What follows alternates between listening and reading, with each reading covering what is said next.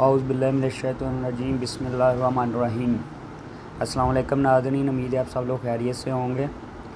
मैं दवाखाना हकीम तालिब हुसैन से हकीम इफ्तिखार तालिब बात कर रहा हूँ। अच्छा, आज आपको मैं बताऊँगा कि कब्ज़ से निजात दिलाने वाले घरेलू टोटके क्या हो सकते हैं या घरेलू नुस्खे क्या हो सकते हैं, क्योंकि कब्ज़ एक कॉमन मरज़ है। तकरीबन हर दूसरे तीसरे बंदे को ये मरज़ लाजमी है और बहुत से लोगों को कब्ज़ के मसले मसाइल हैं।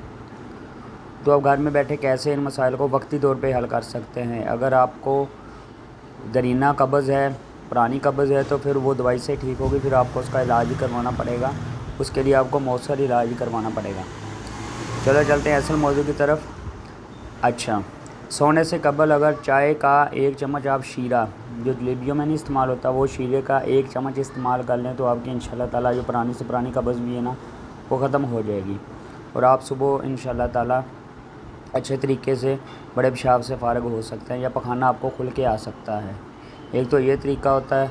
दूसरा, इसके अलावा आप अदरक और पुदीने की चाय भी बना के पी सकते हैं, क्योंकि पुदीने में मेंथोल होता है और जो आपकी जो असाब होते हैं, जो पट्ठे होते हैं, उनको वो नरम करता है। और इसके अलावा जो अदरक होता है वो एक नीम गर्म जड़ी बूटी है जो आपके निज़ाम हज़म को तेज़ करती है, जिससे आपका जो मैदा है वो खुल जाता है, मैदे के मसाम जो है वो खुल जाते हैं, जिससे भी कब्ज़ वाला मसला हल हो सकता है।